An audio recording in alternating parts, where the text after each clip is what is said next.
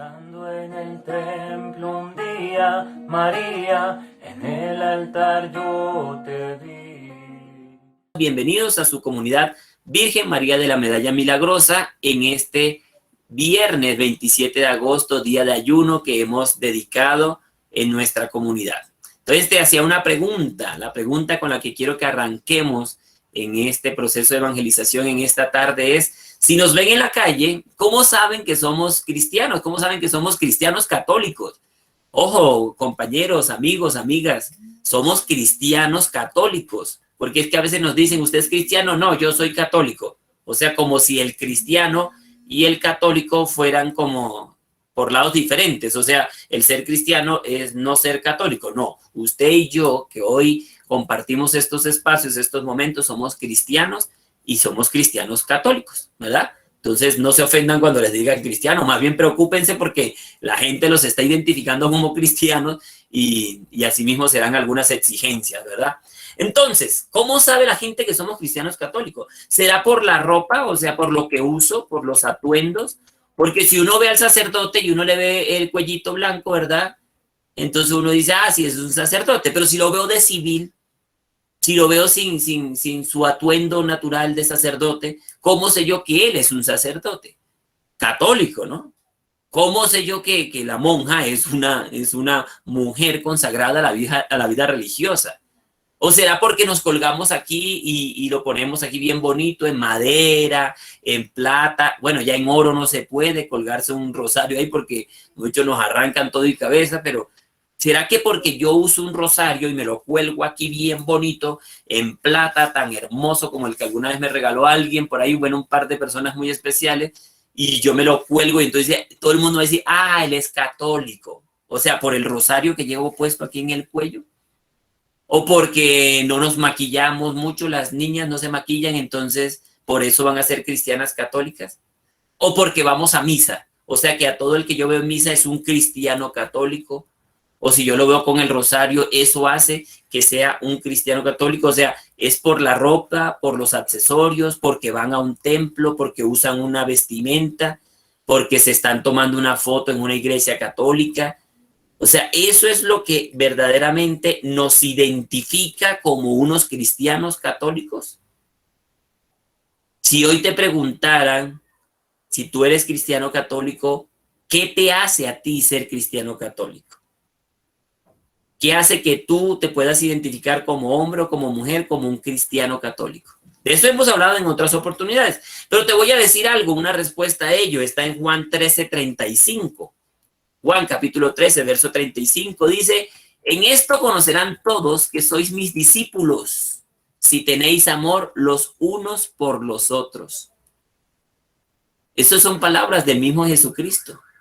O sea, esto no se trata de accesorios, de ropa, de aretes, de colores, porque si somos cristianos católicos es porque somos discípulos de Cristo.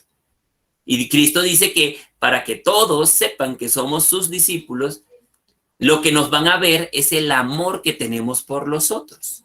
Entonces, ¿cómo estás tú en el amor por los otros? ¿Cómo estás tú manifestando el amor por los otros? Entonces, el sábado pasado hablamos, ay, le voy a dar gracias y mira este gesto tan bonito que hizo hoy Alexandra, ¿verdad?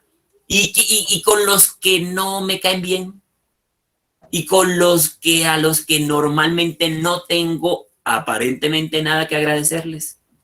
¿Cómo le manifiesto? ¿Cómo se ve? ¿Cómo identifica la gente mi amor hacia esos otros que no son mis amigos, que no me caen bien, que no están en la comunidad, que no comparten conmigo? En fin, cualquiera de ellos.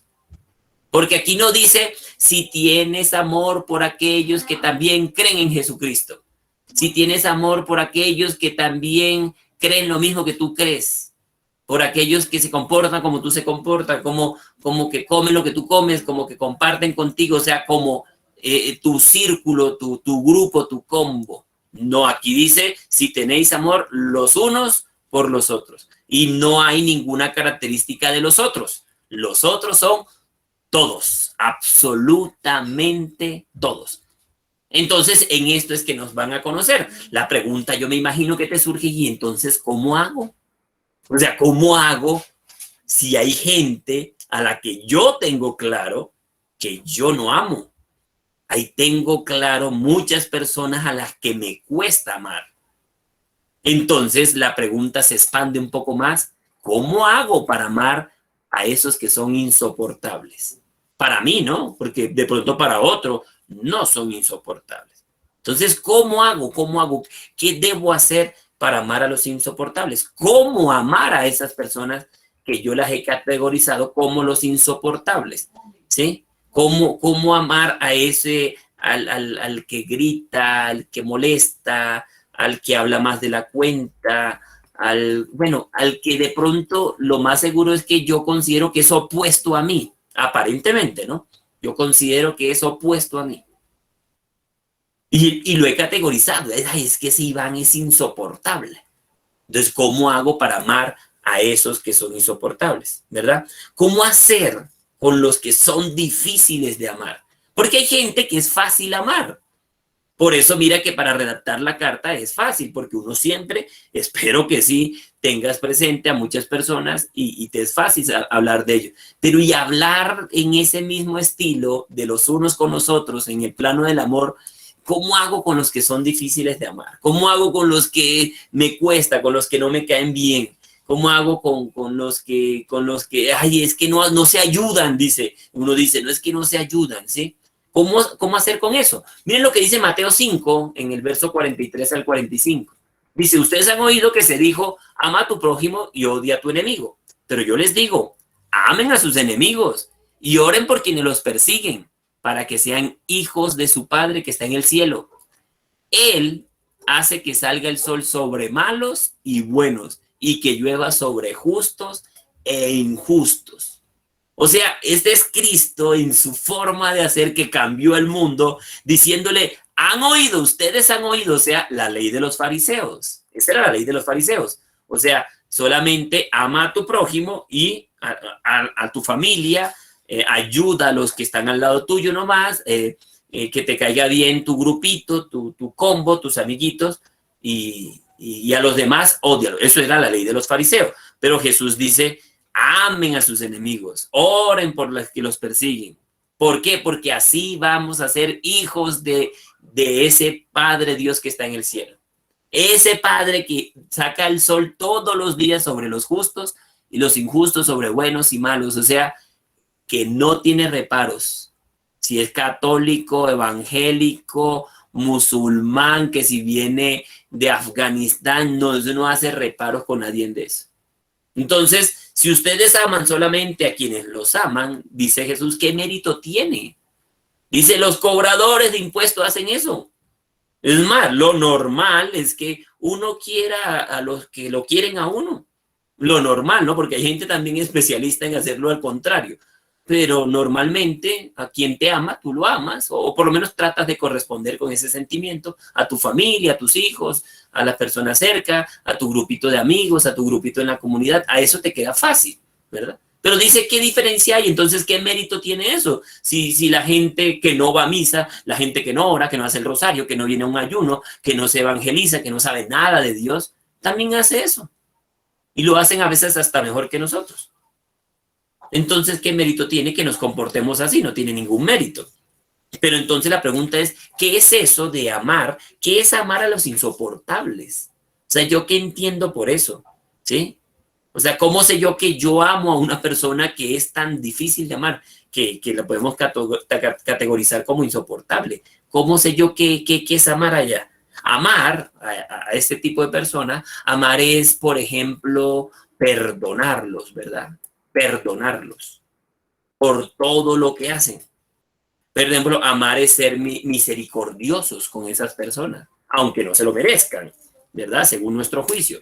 Por ejemplo, es entregar a esas personas a Dios. En vez de ponerme con tanta peleadera, con tanta quejadera, con tanto choque, con tanto roce, es más bien le entrego a esa persona a Dios. Es renunciar a todo deseo de venganza hacia ellos, ¿verdad? Y tampoco decir que ojalá y Dios los castigue, no, nada de eso. Eso es amarlos, ¿verdad? Pensar lo bueno de ellos y no lo malo. Normalmente nosotros nos enfocamos solo en lo malo. Es hablar lo bueno de ellos, solo lo bueno.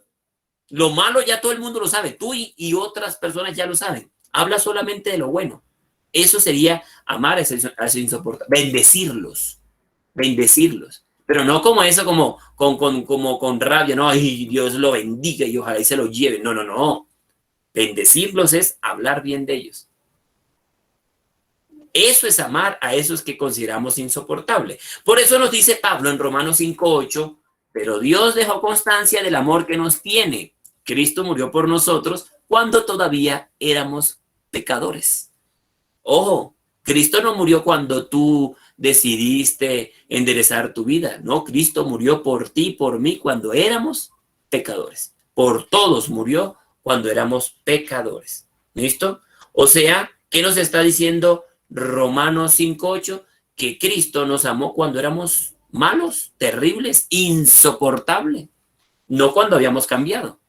Bueno, cuando nos cambió también se alegró, ¿verdad? No estoy diciendo que haya hecho el proceso inverso. Se alegró muchísimo, pero nos amó cuando aún éramos insoportables, pecadores, fastidiosos. Entonces, lo que nos está diciendo Pablo es que a veces nos cuesta y nos va a costar amar, sobre todo a esas personas, ¿verdad? Sobre todo a ese que es creyente, a ese que comparte conmigo la misma fe. ¿Sí? Y nos cuesta más amar a ese que es creyente, a ese que se identifica, que es un católico, que es un cristiano, más que a aquellos del mundo. A esos del mundo nos es más fácil.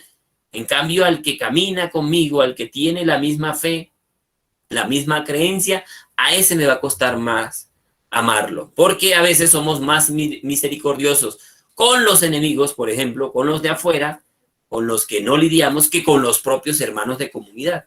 Con el hermano de comunidad somos muy duro a veces. Nos pasamos ahí en dureza. Entonces, cuando una persona en el mundo, cuando una persona de la vida normalita, ¿sí? O sea, que no camina en una comunidad, no va a misa, no reza, una persona totalmente diferente a cualquier espacio de estos de comunidad. ¿Qué pasa con ellos cuando esa persona cae, cuando se equivoca? ¿Sí? Cuando podemos decir una persona del mundo. ¿Sí? ¿Qué le pasa? ¿Cuál es nuestra actitud? Ya espero yo que sea nuestra actitud. Normalmente nuestra actitud es de entenderlo, ¿verdad?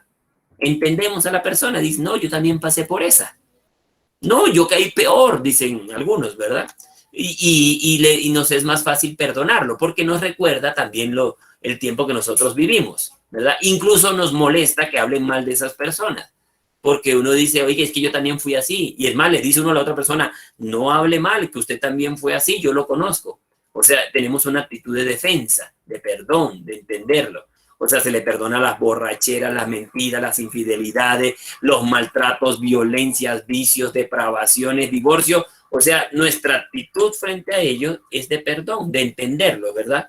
Pero cuando un católico cristiano cae, cuando uno como el de la comunidad cae, cuando ese que tú conoces, a esa señora que tú sabes que va a tu parroquia, que camina contigo, que tú la conoces, esa que ha estado en tu comunidad y que hoy no está y que se salió y que se fue hablando mal y que, bueno, todo lo que haya sido.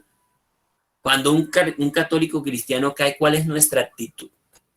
¡Ah! No lo puedo creer. Tenaz, ¿no? ¡Ay! 5 años, 1 año, meses, 10, 15 años de caminar y miren lo que le pasó. ¿Sí? Nos asombramos, ¿no? Y a veces hasta lo comentamos, lo hablamos de más. O sea, le damos durísimo, se le da muy duro, sin misericordia, sin perdón. Tratamos, mejor dicho, como si no hubiese una segunda oportunidad para esa persona.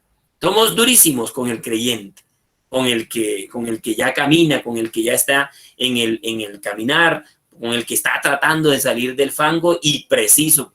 Iba bien, 10 años en su proceso, 8, 5 meses, lo que sea, y preciso cayó. ¿Qué pasa con esa persona? Se le da durísimo, durísimo. No se le entiende, muchas veces no se le perdona y muchas veces no se les da una segunda oportunidad. ¿Por qué? ¿Por qué tenemos eso? Porque nosotros esperamos que un cristiano sea diferente. Esa es nuestra actitud. Porque se supone que esa persona está en Cristo y como está en Cristo es una nueva criatura y para eso le citan 2 Corintios 5:17.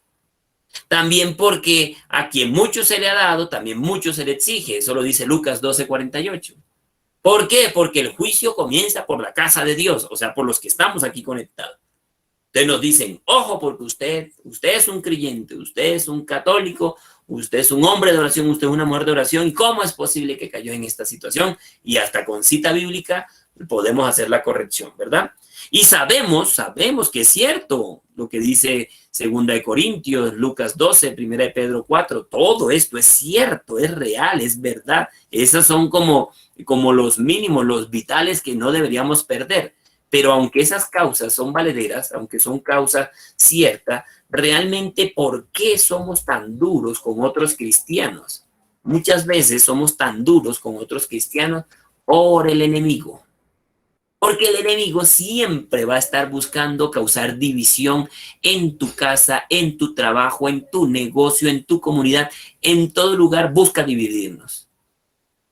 Busca dividirnos siempre. Por eso si tú eres de los que provoca divisiones en tus lugares donde habitas, donde cohabitas, por ahí donde compartes, si tú eres esa piedra de tropiezo, ese motivo de división, de ahí donde viene la palabra diabólico, o sea, separar, dividir.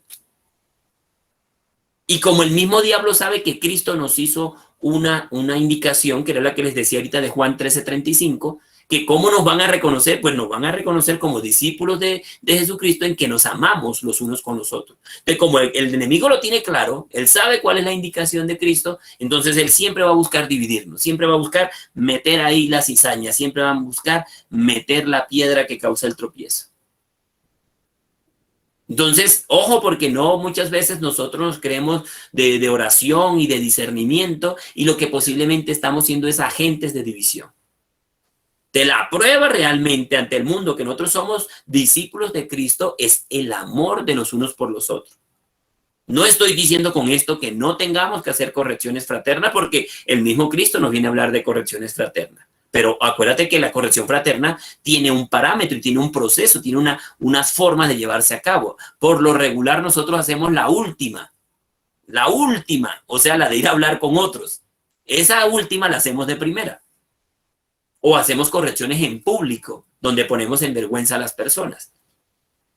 Y eso lo que causa son divisiones. Y muchas veces, detrás de esas divisiones, ¿quién está ahí? Pues el enemigo haciendo su trabajo. Entonces, la pregunta es, oye, y entonces en las comunidades, en estos compartires, en las parroquias, en los grupos de oración, ¿hay roce? ¿Sí? ¿Es normal el roce, la pelea entre los cristianos? O sea, es normal que uno como que no le caigan bien ciertas personas, que uno considere que esos son insoportables, esas son insoportables. Entonces la pregunta tendría que llevarnos a cómo fueron las primeras comunidades cristianas. ¿Qué pasó en las primeras comunidades cristianas? ¿Será que había entre ellos gente difícil de amar? ¿Será que hubo discípulos, hubo apóstoles difíciles de amar? ¿Hubo gente entre las comunidades a las que a uno le costaría amarlos, perdonarlos, entenderlos? Para eso, mira, busquemos Lucas capítulo 10, verso 1, dice que el Señor eligió a otros 72 discípulos y los envió de dos en dos delante de él a todas las ciudades y lugares a donde tenían que ir, ¿no? Él le dijo, van de dos en dos. ¿Tú te imaginas la gente, este grupo que dice que eligió a otros 70 y le dijo, listo, me van a hacer trabajo en parejas, nadie me va a trabajar solo, todo el mundo se va a ir en pareja. Y entonces te imaginas a alguno diciendo, uy, que no me toque con Pedro, no, que no me toque con Pedro, qué fastidio el Pedro. No, que no me toque con Pedro, ese Pedro es una mamera, es todo lambón, si lo han visto, que eso habla sin que le hayan dicho y siempre anda ahí lamiéndole al Señor. Entonces hay gente que podría decir que no me toque con Pedro, otro, y que no me toque con Judas, no, que no me vaya a tocar con Judas, Judas es un interesado, no, que no me toque con él, eso siempre se pierde la plata, ¿sí? Que no me toque con el Juan, uy, ese Juan sí es creído, ¿sí lo ha visto? Ay, como él es el discípulo amado, como él es el preferido. Que no me toque con Juan. Yo creo que así habrán sido las primeras comunidades. Por ejemplo, en las misiones cuando hemos ido como comunidad y vamos todos metidos en un camión. Imagínense a esa temperatura de la Guajira, ¿sí? Y uno no quiere que ni le rocen pie con pie, ni piel con piel de ninguna clase, ¿sí? ¿Con quién decía uno que no me toque? O cuando le decían en las actividades de la comunidad, ¿quién se encarga de allá de la cafetería? ¿Quién se encarga de la entrada? ¿Quién se encarga de vender esto? ¿Quién se encarga de aquello? Que no me toque con Iván, podrían decir, ¿no? Ay, no es que si Iván y esa Alexandra son una mamera y que no sé qué. Y preciso le tocaba con esa persona. Y preciso te tocaba con ese que no te caía muy bien. Entonces, en esas primeras comunidades habían roces, habían celos, habían, como diríamos, rencillas. Sí, muchas, había muchas rencillas entre ellos. Por ejemplo, hay una muy particular y les pasa muy seguido, esto se sigue aplicando, han pasado 21 siglos y sigue pasando, ¿sí? Esa que aparece en Mateo 20:20, Mateo 20:20, la petición de una mamita, de esas mamitas que siempre andan metiendo la cucharada por sus hijitos. Ay, ojalá, ay, para mi hijito y a mi hijito le den esto y a mi hijito le den aquello y a mi hijito, esa petición de la mamita de, por favor, Señor, por favor, Dios mío, esas mamitas nos las muestra Mateo 20:20. No sé si se acuerdan de eso, dice la cita en Mateo 20:20 al 21. La madre de Santiago y Juan se acercó con sus hijos a Jesús y se arrodilló para pedirle un favor a Jesús, ¿no? Y Jesús le dijo, ¿qué quieres? Y ella respondió, aquí tienes a mis 2 hijos. Asegúrame, ojo, asegúrame que cuando estés en tu reino, se sentará uno a tu derecha y otro a tu izquierda. O sea, nada más estaba pidiendo la señora, estaba pidiendo una cosa sencillita, súper sencillita la señora, imagínense. Acuérdense la respuesta que le da Cristo, ¿no? Cristo da una respuesta muy contundente de que eso no lo puede decidir él y además que esto tiene unas implicaciones muy, muy serias, sentarse a la derecha, a la izquierda en ese caso, ¿verdad? Pero más allá de la petición de la mamita y más allá de lo que Jesús pudo haber respondido, es muy interesante ver en Mateo es la reacción de los discípulos. Dice que los otros 10, en el verso 24, los otros 10 discípulos se enojaron con los 2 hermanos. Ay, ya llegaron estos con esa señora fastidiosa, claro, a pedir ahí, a pedir el puesto, a pedir ahí que lo ubiquen, que lo tengan en cuenta. No, haga fila como todos los que estamos aquí, ganes el puesto como todos los que estamos aquí, ¿verdad? Mira, dice la palabra que se enojaron. Y esto era gente de oración, gente que caminaba con el mismo Cristo. Esto no eran los fariseos, esto no eran los paganos, gente que caminaba. O sea, ¿será que había niñadas en medio de los discípulos? Obvio que sí. Había roces, problemas, claro. Discusiones. ¿Será que discutían por cosas serias, por el tema del reino de los cielos? No, mire, muchas veces discutían por tonterías. Por tonterías. Lucas 22:24, dice Lucas 22:24, luego comenzaron a discutir sobre quién de ellos era el más importante. Hágame el favor. O sea, no habían entendido nada en estos momentos andando con Jesús, caminando con Jesús, comiendo, orando y con él, y no habían entendido nada de esto. Y entonces estaban discutiendo a ver quién era el más importante. A ver de ellos quién era el más importante. Por ejemplo, ¿será que se molestaban con el mismo Cristo? O sea, con el mismo maestro que andaba con ellos, que los estaba formando. ¿Será que se molestaron con Jesús? Sí. Se molestaron también con Jesús. Esto nos lo dice Juan 12 en los versos del 1 al 3. Dice que 6 días antes de la Pascua fue Jesús a Betania, donde estaba Lázaro, a quien Jesús había resucitado entre los muertos. Allí lo invitaron a una cena. Marta servía y Lázaro estaba entre los invitados. María tomó una libra de un perfume muy caro, hecho de nardo puro, le ungió los pies a Jesús y luego se los secó con sus cabellos, mientras la casa se llenaba del olor del perfume. Entonces uno dice, no, pero ahí no dice que se hayan molestado. Más adelante, o sea, no hubo la gente, no faltó la gente que, ¿qué significa este derroche de por Dios? ¿Sí? ¿Cómo es posible? Y eso que son de oración, y eso que andan con el mismo maestro, y eso que van a misa todos los días. ¿Qué significa este derroche? Judas fue el único que lo exteriorizó, fue el único que se atrevió a decir algo, pero el resto estaba murmurando. Por eso preferimos muchas veces a un Judas que lo dice, que lo manifiesta, a esos que nos callamos y por debajo de cuerda estamos hablando. ¿Sí? Pero todos estaban murmurando. Sí, porque todo el mundo empezó, uy, es que con ese perfume, si se vende, eso se hubiera comprado y no sé qué, es que la iglesia con tantos bienes que tiene, si los vende todos, entonces se los da a los pobres y como que automáticamente los pobres desaparecen. ¿Sí?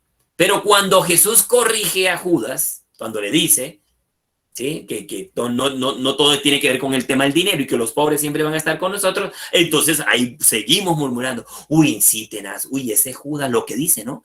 Imprudente ese Judas, ¿cómo es posible que le diga eso al Señor? Pero también estaban ahí detrás murmurando. Entonces, ¿será que les costaba amar a Jesús? Sí, también les costaba amar a Jesús. Además, les costaba amar a Judas, también les costaba amar a Judas. Y uno en estos momentos, uno quiere ofender a alguien y dice, uy, ese todo Judas ahí, le dice uno a la gente, ¿no? O sea, refiriéndose como un Judas en una categoría. Y aquí siempre lo identificamos en la palabra como el que se estaba echando ahí como la platica de la bolsa. Pero si se supone que desde hace rato se sospechaban de lo que andaba haciendo Judas, de los negocios raros que andaba haciendo Judas, ¿verdad? Entonces, ¿por qué nadie le había dicho nada? O sea, ¿por qué a Judas no, alguien que no fuera el Señor, le había dicho, oiga, mire, ¿usted por qué está haciendo esto, hermano Judas? Esto está mal hecho, esto no se hace así, pilas con esos manejos de los dineros, pilas porque usted se está metiendo en un problema. No, nadie decía nada. Mira lo que dice Juan 12:6. Dice, en realidad no le importaban los pobres, o sea, después del comentario anterior, sino que era un ladrón. O sea, Juan sabía que era un ladrón. Pero en ninguna parte aparece que Juan se acercó a Judas y le dijo, hermano, hermanito, venga acá, vamos a hablar. ¿Qué es lo que le pasa? ¿Será que usted tiene problemas de dinero y usted por qué se está cogiendo la plata? Y mira lo que dice el Juan, ¿no? Y como estaba encargado de la bolsa común, se llevaba lo que echaban en ella. O sea, se dieron cuenta y nadie dijo nada. Entonces les costaba amar, sí, por lo que aparentemente se veía, pero ¿por qué Juan escribe eso en el Evangelio? Esto es una evidencia de que habían roces, habían problemas. ¿Sí? Habían como esas rencillas. Como cuando dicen, uy, pero es que la plata del diezmo, eso como que se la echan quién sabe para dónde. O se está perdiendo, es que no alcanza. ¿En qué se la estarán gastando? Eso somos nosotros también. Otro ejemplo, por ejemplo, con los roces que tenían con Pedro.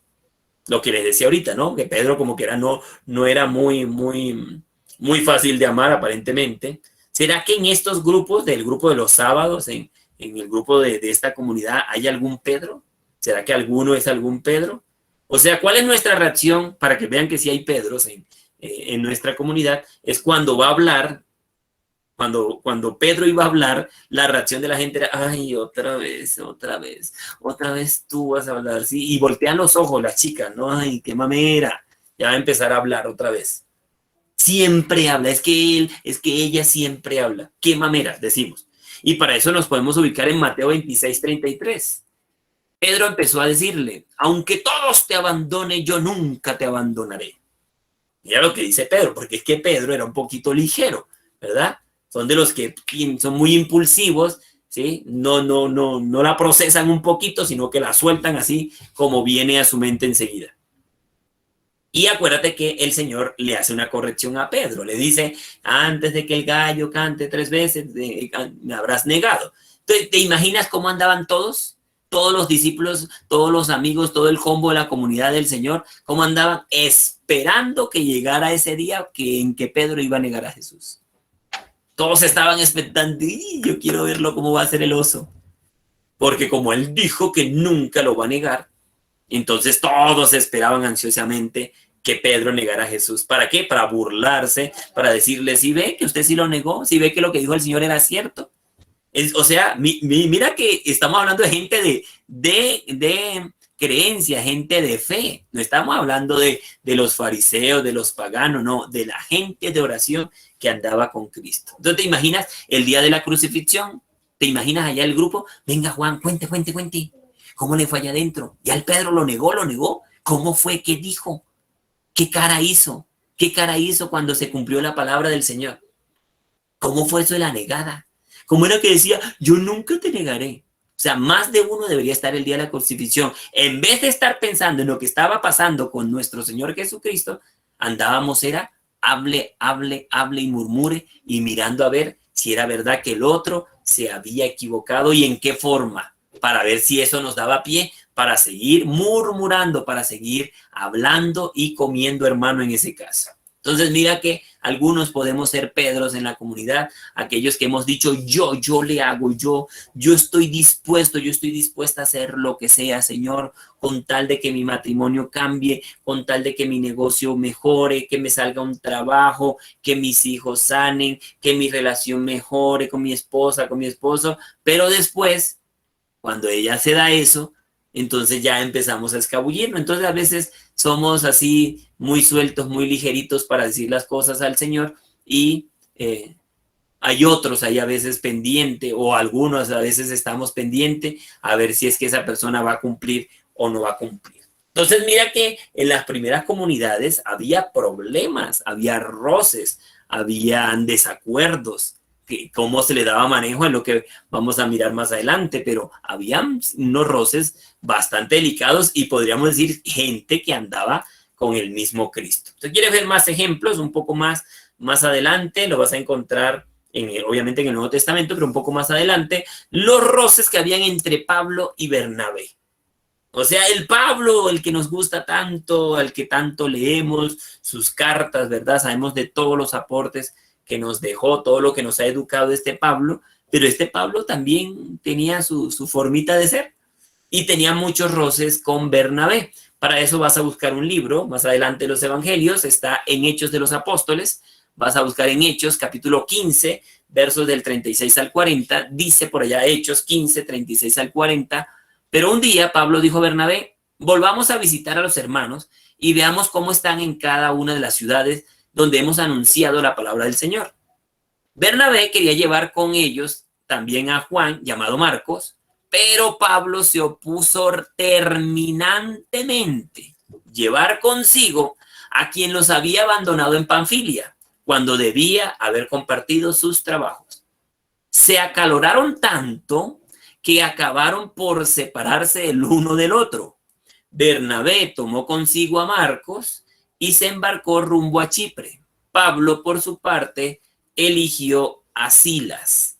O sea, imagínate, el Pablo tenía ahí como esa espinita por algo que había hecho este Juan Marcos, ¿verdad? Que no hizo lo que tenía que haber hecho, los dejó por allá tirados con algo, y el Pablo no perdonaba esa situación y decía, no, miren, lleve al que sea menos a ese Juan Marcos, yo a ese Juan Marcos aquí no me lo miente. Pero después nos va a mostrar el mismo libro que más adelante fue de mucho provecho para el mismo Pablo, y él mismo lo reconocerá más adelante. O sea, el problema se soluciona, pero mira que un hombre de fe, un hombre de oración, un hombre que está en el caminar de Cristo, un hombre que escribió las cartas que hoy compartimos, que hoy leemos, que hoy celebramos en Eucaristía, mira su disposición. Se opuso terminantemente a que fuera este Juan Marcos. Pero mira cómo se soluciona el problema más adelante en Colosenses 4:10. Más adelantito, dice, los saluda a Aristarco, mi compañero de cárcel, y Marcos, primo de Bernabé, acerca del cual ya recibieron instrucciones. Si va para allá, denle una buena acogida.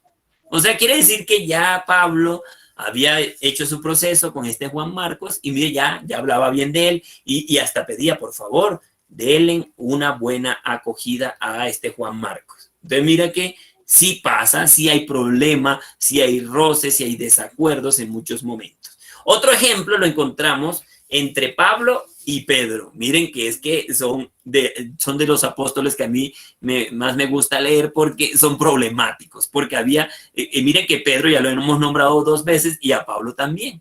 Pero entonces hay unos roces entre Pablo y Pedro por la hipocresía de Pedro. ¿Sí? Miren que el Pedro, uno se lo piensa aquí como todo perfecto y no, Pedro también tenía su ladito difícil de amar, ¿verdad? Para eso vamos a leer la carta a los Gálatas, capítulo 2, versos 11 al 14. Dice, tiempo después, cuando Pedro vino a Antioquía, le enfrenté en circunstancias en que su conducta era reprensible. Es que miren a Pablo cómo escribe, ¿no? En efecto, antes de que vinieran algunos allegados de Santiago, comía con los hermanos de origen no judío, pero después de que llegaron estos, empezó a alejarse. y ya no se juntaba con ellos por temor al grupo judío. Los demás de raza judía lo siguieron en este doble juego y hasta Bernabé se dejó arrastrar en esta falsedad. Cuando advertí que no andaban derechos según la verdad del evangelio, le dije a Pedro delante de todos: si tú, que has nacido judío, te has pasado del modo de vivir de los judíos al de los otros pueblos, ¿por qué ahora impones a esos pueblos el modo de vivir de los judíos? Miren cómo es el Pablo, ¿no? Usted cuando andaba aquí con el combo de los no judíos, ahí sí andaba comiendo con ellos. Cuando ya ve que llega el combo judío, entonces ahora usted ya no come con ellos. O sea, no sea hipócrita, le está diciendo a Pedro, y quedó en las Sagradas Escrituras, ¿verdad? ¿Y cómo le responderá a Pedro? ¿Será que el Pedro no responde? El Pedro se desquita, y para eso miremos la segunda carta de Pedro, capítulo 3, versos 15 al 16. Dice: consideren que las demoras de nuestro Señor son para nuestra salvación. Como lo escribió nuestro querido hermano Pablo, con la sabiduría que le fue dada para juzgar a todos, pedirá cuenta a los que se burlan del bien por todas las veces en que actuaron burlándose de él, y castigará a los pecadores enemigos de Dios por todas las palabras injuriosas que profirieron contra él, e insiste sobre esto en todas sus cartas. Hay en ellas algunos puntos difíciles de entender que los ignorantes y poco firmes en la fe interpretan torcidamente para su propio daño, como hacen también con las demás escrituras. O sea, si ven cómo escribe, aquí se lo señalaba en rojito, como lo escribió nuestro querido hermano Pablo, si ven cómo hay ahí como esa sensación de que le costaba, ¿verdad? Hay algunos puntos en las cartas, está diciendo Pedro, hay algunos puntos difíciles de entender. Es como usted habla a veces como enredado, es que como usted predica y como tan difícil. Entonces, miren, y está escrito en una de nuestras cartas, ¿verdad? Otro ejemplo, el Pablo vuelve a aparecer, otro ejemplo, los roces entre Pablo y los que querían judaizar la iglesia. O sea, los que él denominó los superapóstoles. Y que el Pablo era duro, era muy contundente en su forma de hablar y de corregir. Para eso vamos a mirar la segunda carta a los Corintios, capítulo 10, versos del 9 al 12. Dice el Pablo, ¿no? ¿Creen que solo soy capaz de asustarlos con cartas? Las cartas son duras y fuertes, dicen algunos, pero tiene poca presencia y es un pobre orador. Que lo sepan, lo que mis cartas dicen desde lejos, lo haré cuando vaya. ¿Cómo me atrevería a igualarme o a compararme con esa gente que proclama sus propios méritos? ¡Tontos! No tienen otro modelo ni usan otro criterio que ellos mismos. Y uno dice, uy, como que se puso agresivo el Pablo, ¿no? Miren lo que les dijo, ¿no? ¿Ustedes creen que son duras y que son fuertes mis cartas? ¿Sí? Las cartas de lejos, dice. Eso que dicen las cartas de lejos lo voy a hacer cuando vaya. Y mire que los llama tontos y quedó en la Sagrada Escritura, ¿sí? O sea, uno dice como, este parche se calentó y esto se prendió. Miren cómo está ahí el Pablo escribiendo de una manera muy fuerte, muy contundente, y uno creyendo que todo era abrazos, besos y que todo estaba muy tranquilo en las primeras comunidades. No, las cosas no son así tan tranquilas como uno lo creería. Y sigamos leyendo. Mira lo que dice en 2 Corintios, capítulo 11, los versos 1 y luego del 5 al 6.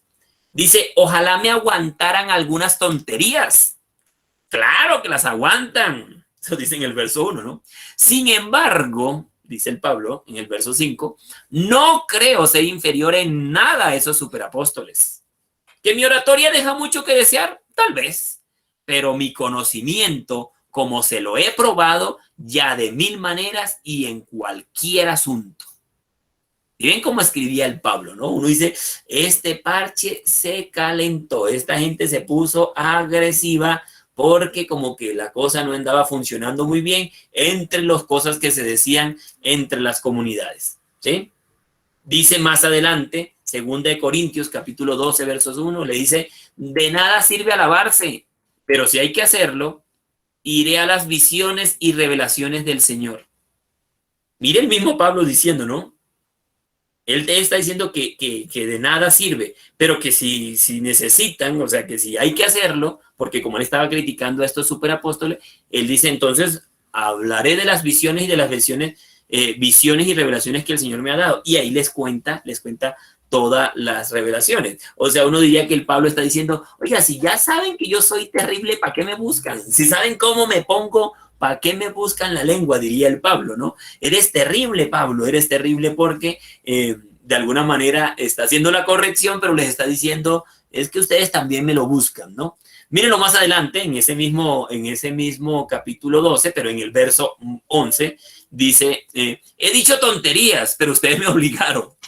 Es lo que dice Pablo, ¿no? He dicho tonterías, pero ustedes me obligaron. Ustedes debían haber hecho mis elogios, pues en nada me ganan los superapóstoles, aunque nada soy, dice el Pablo. Miren que está diciendo como, es que usted es el culpable. No yo no soy el culpable. Usted es el culpable porque ¿quién lo mandó a buscarme? ¿Quién lo mandó a decirme eso? ¿Quién lo mandó a preguntarme? ¿Quién lo mandó a mirarme de tal manera? Mire lo que está diciendo este hermano Pablo. Entonces, ¿por qué Dios permitió que esto quedara en las Sagradas Escrituras? Porque es que cuando uno piensa, como es revelación, es la palabra de Dios revelada a los hombres y que queda plasmada, y es lo que tú y yo hoy tenemos en la Biblia, uno pensaría, y por eso como no la leemos, como no la conocemos, creemos que ahí todo es ¿cómo se llama? Un amasijo de paz y amor. No, hay palabras contundentes, nos muestra roces, nos muestra discusiones, nos muestra desacuerdo. O sea, Dios quiere mostrarnos que siempre ha sido difícil amar y soportar a ciertas personas creyentes, a ciertos cristianos, a ciertos hermanos de fe. O sea, esto no es fácil. No es fácil porque son personas diferentes, porque son caracteres diferentes, son formas de pensar, de actuar, de sentir. Hay gustos, hay emociones diferentes a las de nosotros.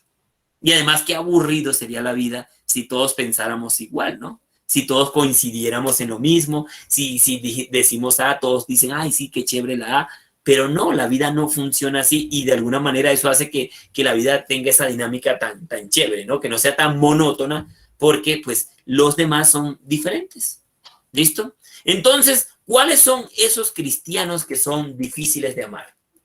Piensa en esa persona que es una persona de oración, que es una persona del caminar, que es una persona que tú sabes que va a la misa, que hace rosario, que asiste a una comunidad como esta, o de pronto piensa en la persona que está en esta comunidad, piensa en esa persona.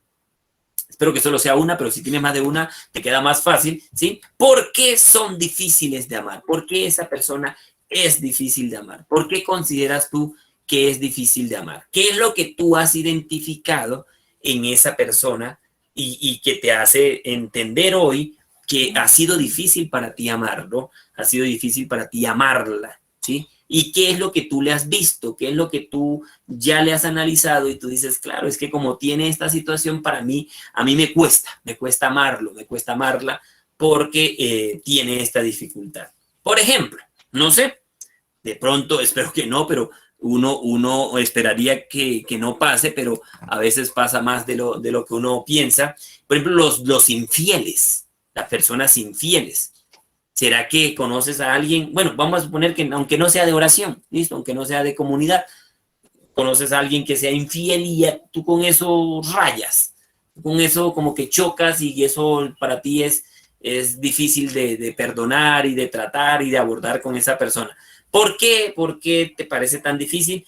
¿Por qué los infieles son difíciles de amar? ¿Por qué? Porque la infidelidad causa un dolor muy difícil de soportar, ¿sí? Y la reacción tuya y la de todos siempre va a ser la misma, porque eso duele, porque no cumplieron su palabra. Habían dicho, habían prometido algo y no lo están cumpliendo, porque perdieron la credibilidad que tenían como persona, ¿verdad? Porque de muchas maneras nos están demostrando que son egoístas, que solo piensan en su propio beneficio, solo piensan en ellos mismos, porque tal vez tienen una atadura sexual. De pronto ellos no son conscientes, pero pueden tener una atadura sexual y por eso hay tanta infidelidad marcada en ellos. Porque no tienen visión, no tienen una visión de la vida, no tienen una visión del reino de los cielos. Porque eso que hizo, esa infidelidad, terminó afectando a muchas personas a su alrededor, no solo a ti, sino a muchas personas. de pronto a los hijos y han sido un mal ejemplo para los hijos, ¿verdad? Entonces posiblemente es eso, que afectó a muchas más personas. Por ejemplo, algunos tuvieron recaída, ¿verdad? Y lograron enderezar el camino, o sea, salieron de este problema de la infidelidad, pero otros que son infieles siguen pecando y pecando y pecando con lo mismo. Entonces, eso es muy difícil de tratar, es muy difícil de amar en ese caso, ¿verdad? ¿Por qué son difíciles de amar? Pues porque en nuestras fuerzas, o sea, que tú digas, yo me lo propongo, aunque sea un infiel, lo voy a conseguir. No, en nuestras fuerzas es muy difícil amar a una persona infiel. Es muy complicado, ¿verdad? En nuestras fuerzas no vamos a conseguir eso. Dice Lucas 18:27, que Jesús respondió, lo que es imposible para los hombres es posible para Dios. Entonces, ¿qué nos toca hacer más bien? Es entregar estas personas, este tipo de pecados que son tan destructivos, que hacen tanto daño, ponerlo en la presencia de Dios, ¿verdad? Los que se la saben todas, los sabelotodos, los que siempre contestábamos en la comunidad cuando preguntaban por una cita, la leíamos de primero. Eso, los que así nos catalogan, ¿no? Entonces, los que se la saben todas, ¿por qué son difíciles de amar? ¿Verdad? Ahí miramos el tema de Pablo, ¿no? Pablo tuvo que soportar a los superapóstoles. O sea, porque estas personas creen que tienen la verdad y la razón de todo. Entonces, eso cuesta para uno amarlos, ¿verdad? No tienen un corazón enseñable, o sea, uno trata de acercarse a ellos y como ellos ya se la saben todas, entonces, pues, no se dejan moldear, no se dejan aconsejar, no se dejan dar una opinión sobre lo que uno pueda ver en ese caso. Nunca reconocen sus errores. Dios se los puede estar mostrando así en la cara, así como, hey, con luces de neón, pero no reconocen sus errores. Siempre descalifican a los otros, siempre. O sea, todo lo que el otro hace está mal, está incompleto. Siempre les falta un centavo a los demás, porque los que lo saben hacer son ellos. Y además, siempre tienen que dar su opinión.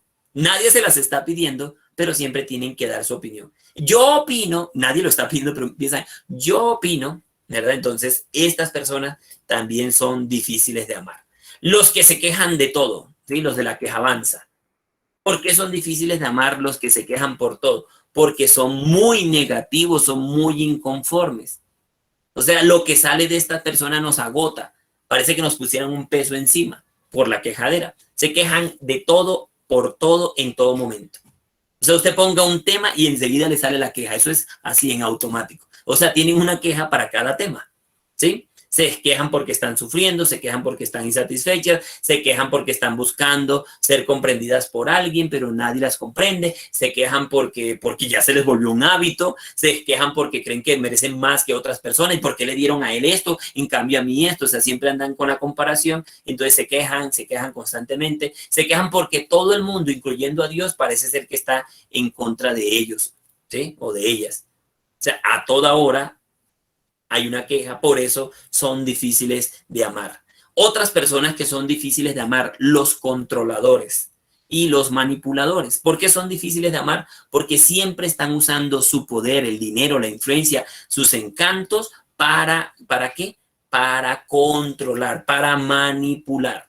O la típica colombiana que hemos visto mucho en las redes, en las noticias, el típico, usted no sabe quién soy yo, ¿sí? Usted no sabe que yo llevo tanto en el caminar de Cristo. Usted a mí no me va a enseñar cómo es que se hacen las cosas, ¿sí? Entonces, estas personas son difíciles de amar. Los manipuladores, los controladores, también ¿por qué son difíciles de amar? Porque usan la violencia, la amenaza, la intimidación, ¿verdad? Usan sus encantos físicos, los hombres y mujeres. ¿Para qué? Para manipular, para controlar. O los que se hacen la víctima de todo. O sea, la están embarrando, ¿sí? La estamos embarrando y todavía nos hacemos la víctima, ¿sí? O sea, es público, todo el mundo se da cuenta, para todo el mundo es evidente, pero para ellos no. Entonces, antes se les sale a deber, como dicen, y antes ellos son los afectados o los más afectados.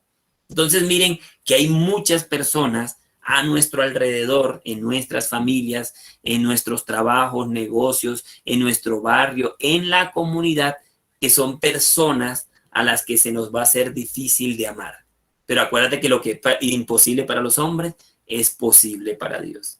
Y una de las que mencionábamos ahorita, por ejemplo, el tema de las infidelidades, que son de las cosas más difíciles de perdonar y de entender y de sobrellevar en una persona. Por ejemplo, cuando usted mira los que de pronto son hijos de un padre infiel, ¿verdad? Los que convivieron en un hogar donde había un papá o una mamá infiel, donde había un padre infiel. Cuando digo padre me refiero a hombre o mujer, ¿verdad? ¿Cómo es la vida de estas personas? O sea, ¿qué pasa con los hijos que crecieron? ¿Cuál es la historia de vida de estos hijos que crecen en un hogar que está bombardeado por la infidelidad? Entonces, primero, la infidelidad, les decía yo ahorita hace un rato que es un dolor muy difícil de soportar para cualquier género, hombre o mujer. ¿Listo?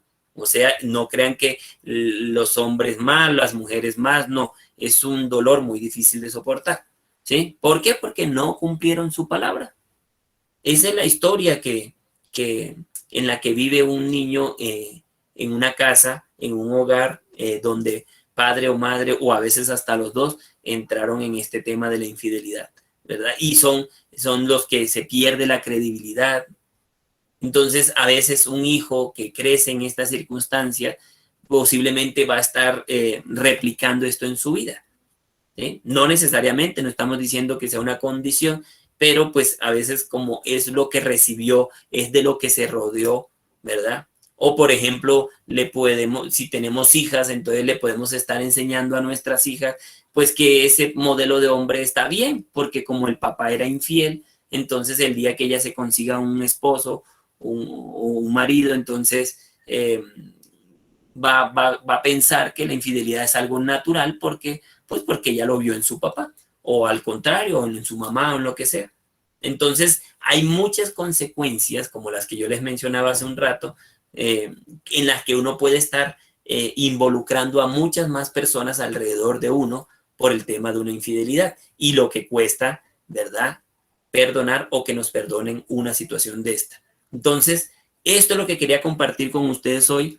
No es tan fácil amar a las personas con las que normalmente uno tiene roce, con las que ha tenido problemas, con las que nos han causado daño. Y miren todas las condiciones que podemos encontrar y no piensen que solamente eso sucede allá afuera, en la calle, en la gente del común, la gente que no asiste a una comunidad, la gente que no cree en Dios o dice que no cree en Dios. No, esto pasa con todo y pasa también hasta en estos mejores lugares como nuestra comunidad, nuestras parroquias o nuestro grupo de oración. ¿Qué tenemos que hacer? Pues empezar a reconocer que estas personas también son hijos de Dios, también son nuestros hermanos en la fe, ¿verdad? Que también demanda Dios de nosotros eso que nos dijo al principio: en esto los reconocerán como verdaderos discípulos míos, en que se amen los unos a los otros. Pero habrá cosas en las que tendremos que poner muy, muy delante siempre al Señor para que Él nos permita, para que Él nos ayude a poder sobrellevar un dolor, una situación en la que hemos estado involucrados con otras personas, que nos permita dar ese paso hacia adelante para avanzar, ¿verdad? Y dejar esa rencilla y ese problema allá superado. Gloria al Padre, al Hijo y al Espíritu Santo, como era en el principio, ahora y siempre, por los siglos de los siglos. Amén. Contemplé tan hermosa María, que de rodillas caí. Te contemplé